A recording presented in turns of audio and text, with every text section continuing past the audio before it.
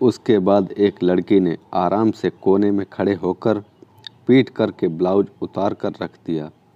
फिर ओढ़नी रखी, लहंगा नहीं उतारा। पर जब गुसल खाने से बाहर फेंका तो सुरेश और रोहन की हालत बुरी थी। अब उन दोनों की नज़र उस लड़की पर टिकी थी। फिर उन दोनों ने लड़की को पकड़ लिया और बिस्तर पर पटक दिया और बारी बारी से उसकी इज्जत को तार तार कर दिया। सुबह के काम से फारिग होकर सुरेश खिड़की पर खड़ा सब्जी वाले का इंतज़ार कर रहा था। वह हाथ में मोबाइल पर रील्स देखने में बिजी था कि अचानक लूड़ी घी चाहिए लूड़ी की आवाज़ ने उसे बाहर देखने को मजबूर कर दिया था। खिड़की के बाहर राजस्थानी कुर्ते घाघरे में सजी, सिर पर मटकियां रखे दो अनजान लड़कियां खड़ी पुकार लगा रही थीं। क्या है? सुरेश ने बेहद रुखाई से पूछा, लेकिन उन लड़कियों के ठेठ राजस्थानी लहजे में बोले गए शब्द उसके पल्ले नहीं पड़े थे। लूड़ी घी चाहिए लूड़ी घी, खारा वाला लूड़ी घी, कहते हुए वे दोनों खिड़की के और निकट सरक आईं। नहीं चाहिए, कहकर सुरेश ने उनकी ओर से पीठ मोड़ ली और फिर अपने मोबाइल में ध्यान लगाना चाहा, पर वे कहाँ पिंड छोड़ने वाली थीं। उनकी आपस में कुछ अपनी भाषा में बात करने की आवाज़ कानों में आती रही। ऐ साहब, सुनो, ज़रा यह बता दो कि यह मोबाइल नंबर सही है क्या? सुरेश ने बेरुखी से पूछा। अब क्या चाहती हो? जवाब में उनमें से एक लड़की ने कुर्ते की जेब से एक पर्ची निकालकर सुरेश की ओर बढ़ा दी। क्या करूं इसका? सुरेश ने पूछा। उसी पहली वाली लड़की ने जवाब दिया, जरा अपने मोबाइल से बात करा दो, यह नंबर एक सरदार जी का है। साहब, हम तो यहाँ बिल्कुल नए नए आए हुए हैं। वे लूड़ी घी चाहते हैं और कहा था कि इस नंबर पर फ़ोन कर देना, तो स्कूटर पर वे खुद लेने आ जाएंगे। काफ़ी कोशिश करने पर बड़ी मुश्किल से सुरेश उनकी बात कुछ कुछ समझ पा रहा था। उन दोनों में बड़ी कशिश थी। उन्होंने ओढ़नी ओढ़ी हुई थी, पर उनके ब्लाउज बेहद छोटे थे। उन्हें भी उन्होंने पीछे से ढीला छोड़ा हुआ था।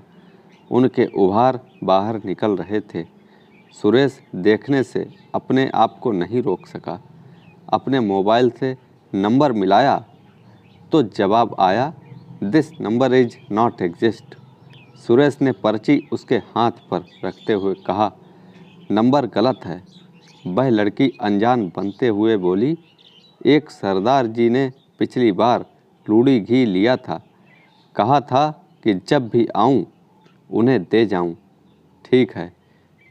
वह तो पूरा घी मांग रहे थे, पर कह रहे थे कि पैसे वे पेटीएम से भेजेंगे। हम यह तरीका नहीं समझते ना साहब।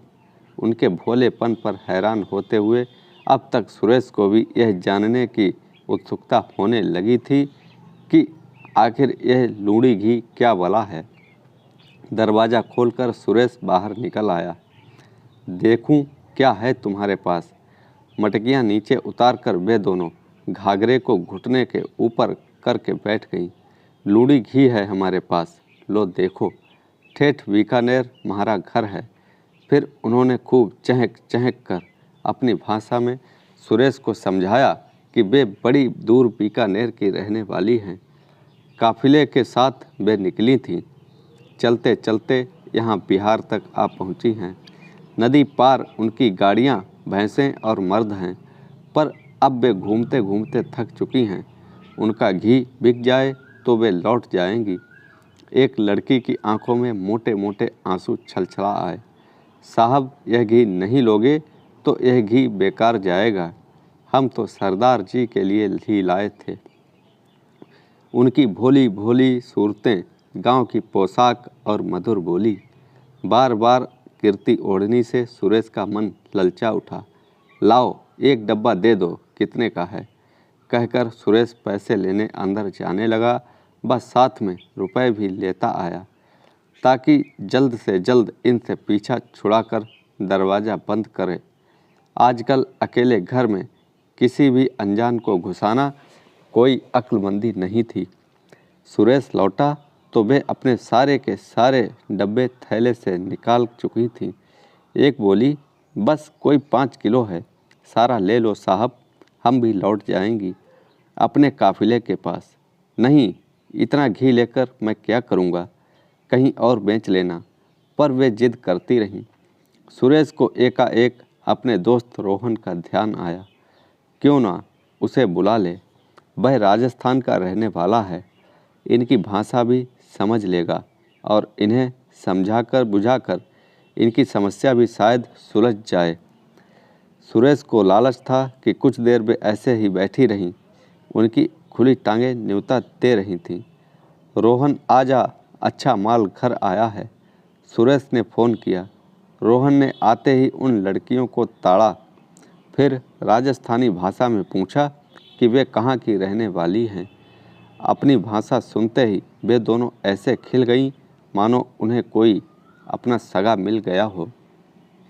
हाथ मुंह मटका मटका कर उन्होंने कुछ ऐसी बातें की कि रोहन को भी लगा कि ये लड़कियां आसानी से पट जाएंगी।